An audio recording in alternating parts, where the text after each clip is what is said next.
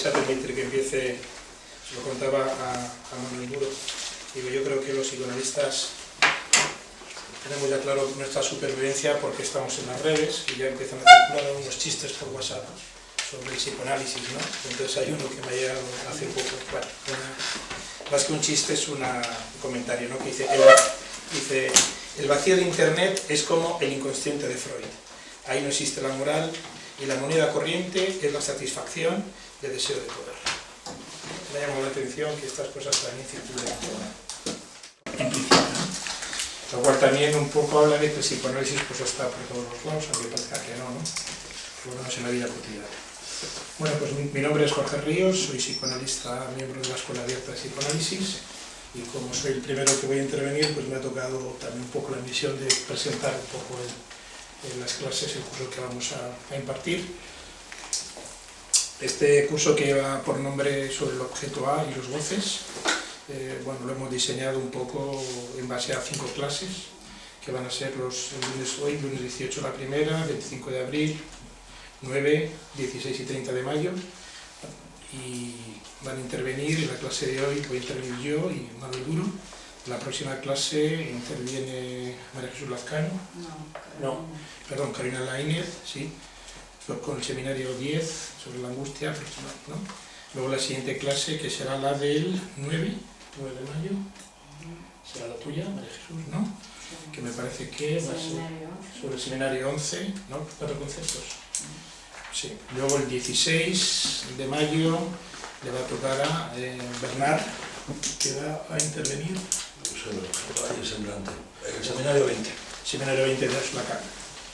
El semblante, y el 30 de mayo, el último día, intervendrá José Ezimovich, que va a tocar como tema la tercera, que es un trabajo de Jacques Lacan. Es que el seminario se titula sobre el objeto A y los goces, y nos parece interesante porque Jacques Lacan plantea, ¿no?, que su campo, lo dice en el cartel, ¿no? Dice, mi campo es el campo del goce.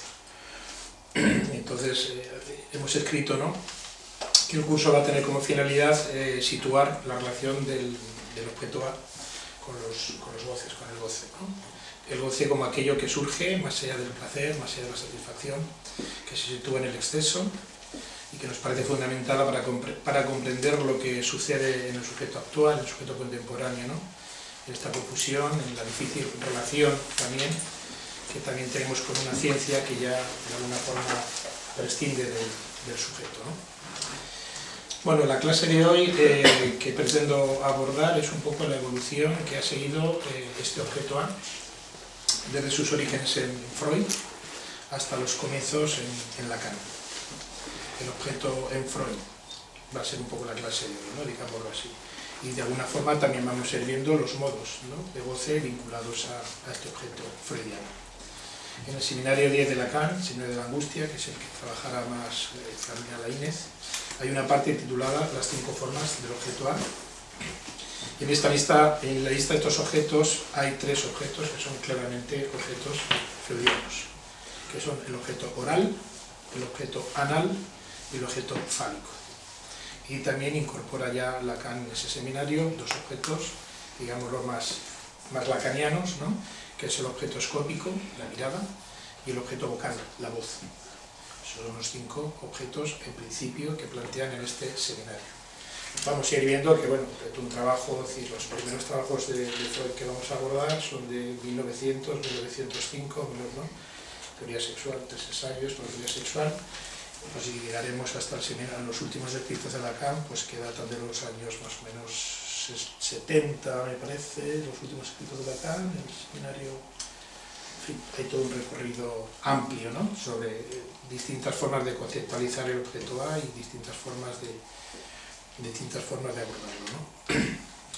Total, que nos toca, digamos, hacer cierto esta tarde, ¿no?, ese aforismo que comentaba Lacan, ¿no?, cuando planteaba una vuelta a Freud, ¿no?, y decía Lacan, dice, yo soy freudiano, a ustedes les toca ser lacanianos.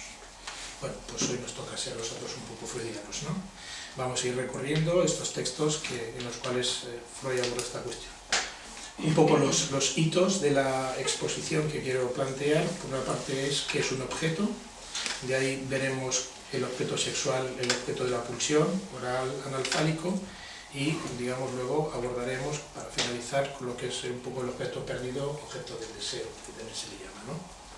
A partir de ese punto, quiero arribar al siguiente ponente, Manuel Duro, proseguirá el desarrollo del objeto A, adentrándonos a través del seminario 6, el deseo y su interpretación, en la parte denominada la dialéctica del deseo. Ya ha lanzado ahí Manuel unas inscripciones que ya nos irá comentando de qué se trata, ¿no? Bueno, pues en esta primera parte, pues dicha esta introducción, vamos a comenzar pues por el principio quiero plantear que es un objeto en forma, ¿no? Un poco de una forma más amplia, ¿no? Y ya sabemos que en el sentido tradicional, por ejemplo, la psicología, la filosofía, el conocimiento, el objeto se toma como aquello que se puede percibir, aquello que se conoce, a través sobre todo de la percepción, ¿no? Ese objeto, insisto, para la vida en general, ese objeto, ¿no? Tiene un carácter fijo, permanente, reconocible por todos, y es un objeto sobre todo independiente de los deseos y de las opiniones. Podríamos decir que es un objeto objetivable, ¿no? Por ejemplo, la medicina y la psicología pues, tendrán el mismo objeto, el objeto el ser humano, ¿no? Objeto material. Pero, claro, el tratamiento que le da la medicina, que le da la psicología al ser humano es distinto, apareciendo, digamos, otros objetos formados, pero como objeto en sí, pues sería el ser humano. Y yo aquí apunto una primera cuestión, el objeto del psicoanálisis. ¿Podríamos decir que es este objeto A, del que aquí queremos dar cuenta? Dejo ahí esa cuestión planteada. Bueno, vamos a entrar ya un poco más de lleno dentro del psicoanálisis, que se denomina como objeto sexual, objeto de la pulsión. Y aquí quiero aclarar una cuestión, que hay gente que lo sabe, pero decía María Jesús que había gente un poco nueva y que por favor explicáramos lo más concisa y sencilla y claramente posible algunas cosas. Es la pequeña confusión que a veces hay entre pulsión e instinto, ¿vale? Freud pone la palabra trieb. Lo que pasa es que esa palabra trieb fue traducida al castellano como instinto, pero esa palabra, su traducción es pulsión, ¿vale? Yo a veces he dejado, me parece, no estoy muy seguro, la palabra instinto porque en toda la traducción de las obras de Freud, por nuestro castellano, aparece siempre como instinto. Y yo recuerdo que no aparece la palabra pulsión. Entonces dice, bueno, es un instinto, es la pulsión. Bueno, en Freud, objeto sexual, objeto de la pulsión, ¿vale? Si alguna vez hablamos de instinto, bueno, intentaremos diferenciar. La palabra instinto tiene ¿no? Viene de, pues, en alemán, instinct. Muy bien, pues el objeto sexual, el objeto de la pulsión. Hola, buenas tardes. Y para comenzar, pues tenemos que ir a los 3 ensayos sobre la teoría sexual. De esos 3 ensayos de 1905. Y justamente en su capítulo 1, que se titula Las aberraciones sexuales. Justamente ahí Freud nos dice que para explicar las necesidades sexuales del hombre, cuando digo hombre también quiero decir mujer. Freud siempre dice el hombre, el niño, el hombre, el niño, el hombre, el niño, a veces la niña, pero en fin, entendemos, ¿no? Es decir, para explicar estas necesidades sexuales, la biología supone la existencia de un instinto sexual, de una pulsión sexual. Del mismo modo que para explicar el hambre se supone un instinto de nutrición. Pero para nombrar el hambre sexual aparece para nombrar el apetito sexual, el hambre, entre comillas, digamos sexual, aparece el tema libido. Esta pulsión sexual, ¿no?, se exterioriza por los fenómenos relativos a la irresistible atracción que un sexo ejerce sobre otro. Su fin sería la cópula sexual, o al menos los actos que conducen a ella. Habría un objeto sexual, que sería la persona de la cual parte la atracción sexual, y el acto hacia el cual impulsa el instinto, la pulsión, sería el fin sexual. Bueno, pues aquí un poco quedaría un poco planteado el objeto sexual. Ahora, rápidamente Freud advierte lo siguiente, y leo textualmente, ¿no? Una cosa interesante, dice, la experiencia científica, y subrayaría la experiencia científica, ¿no?, nos muestra que tanto respecto al objeto como al fin existen múltiples desviaciones y que es necesaria una penetrante investigación para establecer las relaciones que dichas anormalidades guardan con lo considerado como normal. Aquí hay tres cosas que he subrayado: experiencia científica, por un lado, ¿no? Desviaciones, por otro lado, y la relación entre lo normal y lo anormal. ¿Por qué? Porque yo creo que de aquí se desprende una pregunta: ¿de qué normalidades, de qué desviaciones se trata? En este mismo texto del ensayo, Freud nos habla de dos tipos básicamente de desviaciones. Bien respecto al objeto sexual, y aquí habla de la inversión, la homosexualidad, que en aquella época se consideraba un signo de degeneración congénita, propio de una enfermedad nerviosa. Bien, nos habla también de la pederastia, de la zoofilia, del fetichismo, etc., ¿no? Y también nos habla de distintas desviaciones que pueden darse respecto de un fin sexual, es decir, todo aquello que va más allá de la satisfacción genital, ¿no? El empleo de las mucosas bucales y labiales, las transgresiones anatómicas. Entonces yo creo que hay una primera conclusión, ¿no?, en la que Freud dice, y también cito textualmente, dice: en ningún hombre, en ningún hombre normal falta una agregación de carácter perverso al fin sexual normal. Lo cual nos cuestiona el carácter peyorativo del término perversión. Bueno, creo que con esto lo que aparece totalmente cuestionado es aparece cuestionada la normalidad y la anormalidad, ¿no? ¿Y por qué? Pues porque estas desviaciones, estas aberraciones, ¿no?, nos damos cuenta que ocurren desde siempre, desde que el hombre es hombre, y además, sobre todo, lo más importante, que ocurren a personas que luego llevan una vida, digamos, totalmente normalizada. ¿No? Sin embargo, al contrario, Freud dice que no es tan frecuente. Quien tiene una sexualidad, por así decirlo, anormal, o bueno, ya casos extremos y tal, sí que tiene se le nota, ¿no? Pero sin embargo, mucha gente, bueno, sus perversiones, sus cosas, sus no sé qué, sus no sé cuántos, y otro lleva una vida absolutamente normal, ¿no? Y hay una segunda conclusión que también me parece importante, y es que no es el instinto, con su objeto y fin predeterminado biológicamente, el que guía la vida sexual de las personas. Es la pulsión, con su variabilidad en el objeto y con su variabilidad también en cuanto al fin sexual. La pregunta ahora que cabría hacerse, que creo que hay que hacerse: ¿qué es la pulsión y qué busca satisfacer? ¿De qué modo? ¿A través de qué objetos? Bueno, pues para intentar aclarar esto, nada mejor que irnos a los instintos y su destino. Fíjate, aquí pone los instintos, ¿no? Siempre viene con los instintos. Y aquí voy a leer textualmente una cosita, porque nos lo dice así. Dice el instinto, la pulsión, ¿no? Dice: si consideramos la vida anémica desde el punto de vista biológico, se nos muestra el instinto, la pulsión, como un concepto límite entre lo anímico y lo somático, como un representante psíquico de los estímulos procedentes del interior del cuerpo, que arriban al alma, y como una magnitud de la exigencia de trabajo impuesta a lo anímico a consecuencia de su conexión con lo somático. Y ya que hemos hablado del objeto, también quiero, bueno, aquí Freud un poquito más adelante, la siguiente página, empieza a decir, ¿no?, el instinto, bueno, habla de lo que es el drama, la perentoriedad, el fin, el objeto, y fuente, en fin, cosas que voy a ir un poco dejando en este momento de lado, pero sí quiero un poquito el objeto, ya que estamos hablando del objeto freudiano, y dice un poquito lo siguiente: el objeto del instinto es la cosa en la cual, o por medio de la cual, puede el instinto alcanzar su satisfacción. Es lo más variable del instinto. Por favor, la traducción instinto-pulsión, no se olvide. No se haya enlazado a él originariamente, sino subordinado a él a consecuencia de su adecuación al logro de la satisfacción.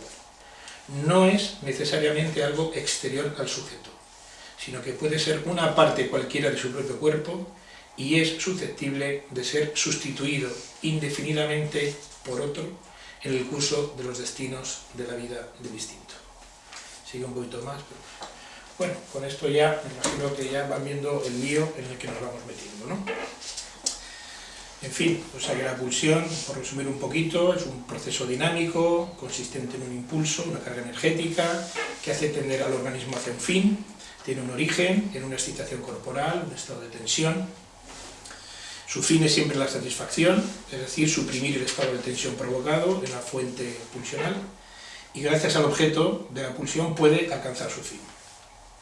Y un comentario también que agrega, que lo he puesto yo, es: resulta ineficaz cualquier acción motórica para eliminar la pulsión. Por ejemplo, hacer deporte, relajarse, estas cuestiones, ¿no?, que pueden venir muy bien para otras cosas, pero si seguimos, ¿no?, lo que dice Freud, parece ser que de la pulsión nos escapa fácilmente por esos otros vericuetos. Ni siquiera por la pintura, por ejemplo, por el arte. Bueno, eso ya hay otra cuestión, que la pulsión es su destino, es una, por ejemplo, la sublimación, ¿no? Bueno, aprovecho ya que has intervenido para decir, mirad, por una cuestión quizás de formato, hemos pensado que después de una intervención y después del de Manuel Duro, para dejar más tiempo, abrimos un poquito el debate, ¿os parece? Si no nos vamos... Pero bueno, eso habría que verlo justamente. Uno de los destinos de la pulsión es la sublimación, la represión. Luego, si quieres, lo planteamos, ¿vale? Vale. Muy bien. Bueno, pues primera recapitulación de lo que hasta aquí más o menos venimos hablando, ¿no?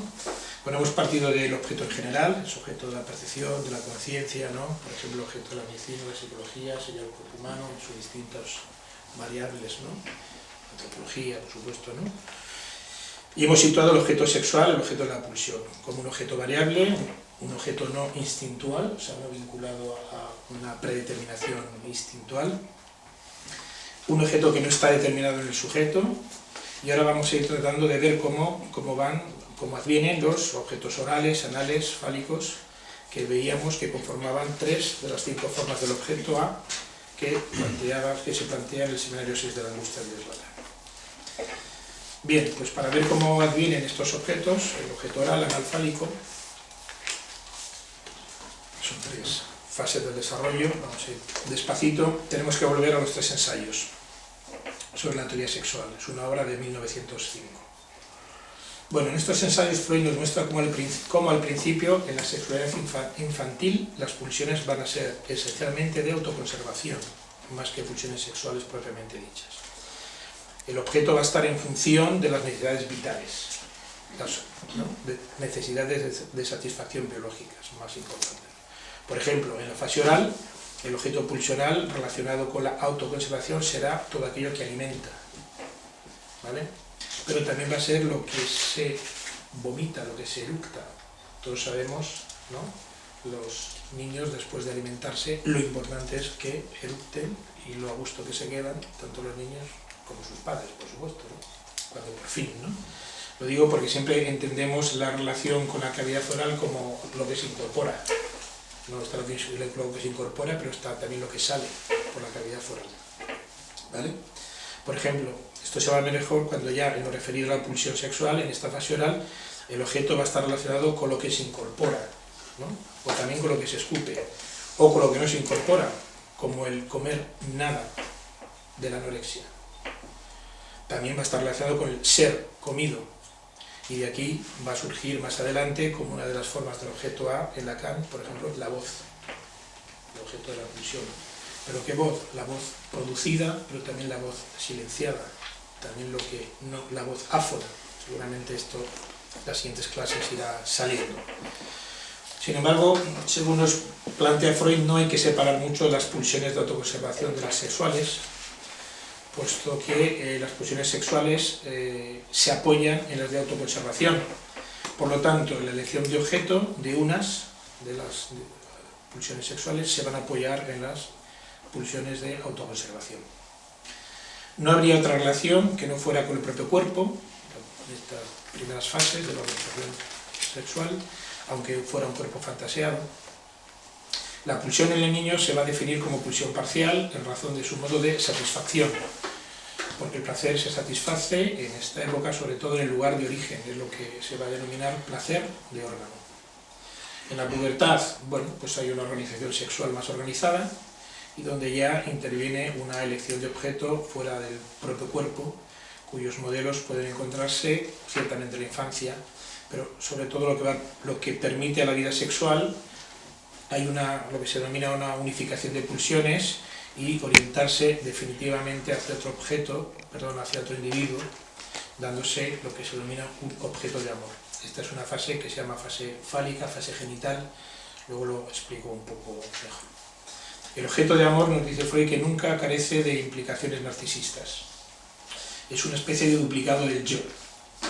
Y en Introducción al Narcisismo dice Freud que ese objeto de amor, ¿no?, es un objeto entre la madre que alimenta, el padre que protege y lo que se es, lo que se ha sido y lo que se quisiera ser. Objeto de amor. Pero no debemos olvidar que una fase, digamos, no anula a la otra y que la satisfacción también va a seguir en buena parte ligado a los objetos parciales. Los objetos parciales, el pecho fundamentalmente, las heces, su eliminación, ¿no?, el pene, también órgano de placer. Entre estos objetos vamos a ver que se van a establecer una serie de equivalencias simbólicas. Cuando el niño o la niña pues va con, con el excremento, ¿no?, con su deposición, mira, mira mamá, el pipí, la caca, ¿no?, como un gran regalo, ¿no? De ahí vienen esas equivalencias que a veces se pueden y se ven y se establecen, ¿no?, entre lo que es, por ejemplo, entre el regalo, el niño, el dinero, ¿no? Muy bien. Esto no significa que cualquier objeto pueda satisfacer la pulsión, sino que el objeto pulsional viene determinado por la historia infantil del sujeto. Y aquí he puesto una frase que dice: el objeto pulsional no está determinado, pero sí sobredeterminado. Es decir, ¿no?, está, digamos, en unos condicionantes que es pues la historia infantil del sujeto en sus avatares. Bueno, en función de las distintas fases de la organización sexual van a ir apareciendo sus correspondientes objetos. Empezamos por la fase oral, los objetos orales, ¿no? Entonces serán aquellos vinculados a la cavidad oral y los labios que acompañan la actividad alimenticia. Tenemos el pecho como primer objeto parcial, pero también vemos cómo se constata, ¿no?, que pueden ser otros objetos distintos a los alimentos, por ejemplo el chupete. En la fase anal, que se sitúa entre los 2 y los 4 años, la libido se organiza bajo la primacía de la zona erógena anal, ligada a la función de defecación, expulsión, retención, control de esfínteres, ¿no?, y todo el valor simbólico de las heces. Valor simbólico, que, por ejemplo, la tacañería, todas esas cosas están muy vinculadas justamente en el trabajo anterior a este, sobre las transmutaciones de los instintos, especialmente del erotismo anal. Freud dice, fundado en mis observaciones psicoanalíticas, expuse hace años la sospecha de que la coincidencia de 3 condiciones de carácter, el orden, la tacañería y la obstinación, en un mismo individuo indicaba una acentuación de los componentes erótico-anales. Termino diciendo, agotada luego al avanzar la evolución sexual en la constitución de tales reacciones predominantes pero orden, tacañería, obstinación, cosas que vamos a ver muy vinculadas justamente a lo que se denomina el erotismo anal. De esa fase, lo que predomina es ese tipo de actividad, ¿no? Fase genital. Está caracterizada ya por la organización de las pulsiones bajo la primacía de las zonas genitales. En el periodo en que no se reconoce más que un solo órgano genital, el pene, lo que vamos a llamar primacía del falo, se denomina fase fálica. Y el objeto fálico, un objeto sexual que no conoce más que una sola clase de órgano genital, o su ausencia. En fin, yo sé que las personas que quizás acabáis de empezar a tomar contacto con el psicoanálisis, hay cosas pues, que os pueden sonar un poquito confusas, pero bueno, hay que seguir avanzando y ya luego pues, bueno, se retomarán como lo mejor que podamos. En esta fase, en la fase fálica, la madre, objeto de amor total, ¿no?, será tomada como objeto fálico y la función madre se transforma en la función fálica. Oponiéndose a esta relación fálica, vamos a encontrar la castración.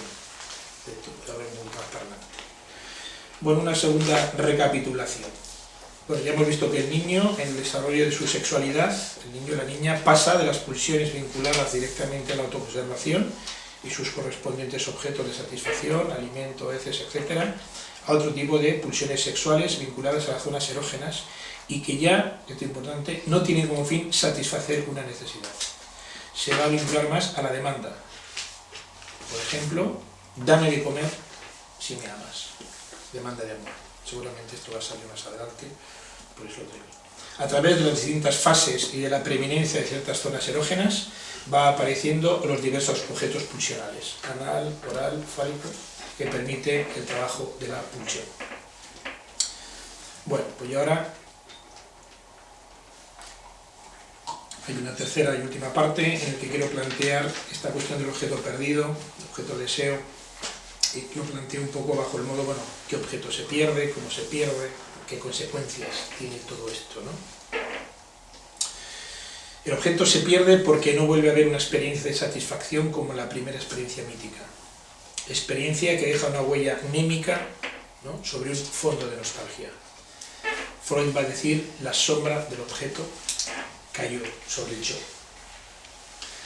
En la interpretación de los sueños, 1900, Freud nos habla de los sueños como satisfacción de deseos reprimidos. Y llama deseo al impulso psíquico que tenderá a reconstituir la primera experiencia de satisfacción. El deseo y la satisfacción ya han quedado unidas desde las primeras experiencias de satisfacción, tendientes a apaciguar en el lactante, gracias a una intervención exterior, la madre, una tensión creada por la necesidad.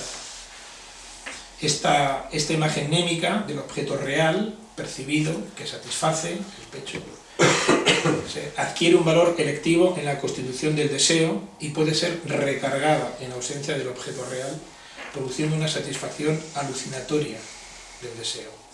Ese objeto introyectado guiará constantemente la búsqueda ulterior del objeto que satisface. Es decir, que la satisfacción no se verifica y la necesidad perdura, reconstituyendo la situación de la primera satisfacción mítica, que decimos, ¿no? Podríamos entender aquí cómo la pérdida de objeto real, la falta de ese objeto, llama de alguna manera al deseo, haciendo acto de aparición un otro objeto como causa del deseo. Para Freud, la estructura de funcionamiento del deseo es la búsqueda del objeto perdido y de la satisfacción vinculada a él. El objeto perdido, en definitiva, va a ser la madre, aquella de la que nunca se deja de hablar en el transcurso de un psicoanálisis. La madre, ese objeto exterior que impide la acumulación de tensión, que satisface, que viene a calmar la tensión generada por la necesidad. Madre que consuela. Cuando el niño acciona los músculos fonatorios pulmonares, resulta que la madre acude a satisfacer, ¿no? El niño llora, tal. A partir de ahí vuelve a realizar esa misma experiencia de llamar a la madre. Pero la madre no siempre acude a tiempo y además cualquier objeto pulsional es de sus inicios un objeto inadaptado. No hay adecuación entre el sujeto y el objeto, siendo una de sus consecuencias el desamparo biológico y por consiguiente el desamparo psíquico. El objeto pulsional se constituye por repetidas experiencias de satisfacción, pero de satisfacción ajena a la necesidad. Ya no se trata de satisfacer el hambre, se busca satisfacer una demanda. La madre va a ser el sujeto primordial de esa demanda, demanda de ser alimentado. Es el famoso dámelo tú, demanda de amor. Deseamos satisfacción plena, ausencia de desplacer, tenerlo todo. A ese tenerlo todo se le llama ser el falo. Como dice el cantar, que no nos falte de nada.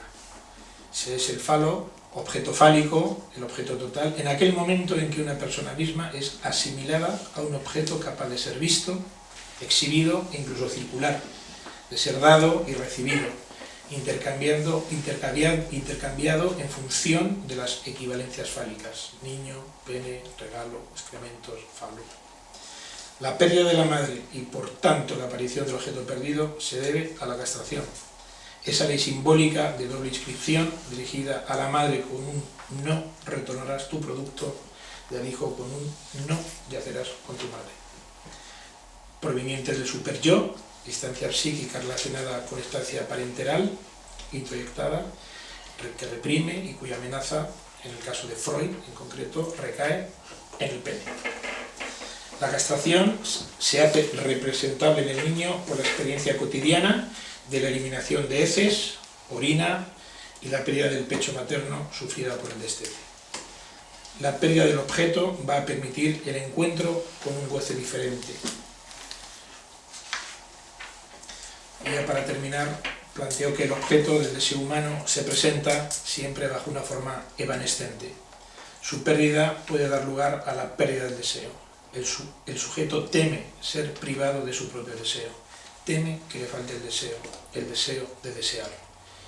El deseo ha de confrontarse con el temor de no mantenerse en el tiempo bajo su forma actual, de perecer. Y bueno, y así es el deseo humano, el deseo con el cual tenemos que vernosla en el psicoanálisis. Muy bien, pues voy a dar paso a la intervención de Manuel Duro. Como he dicho al principio, pues va a abordar a través del seminario 6, el deseo y su interpretación, ¿no?, la parte denominada la dialéctica del deseo. Nos va a seguir conduciendo en pos de ese objeto.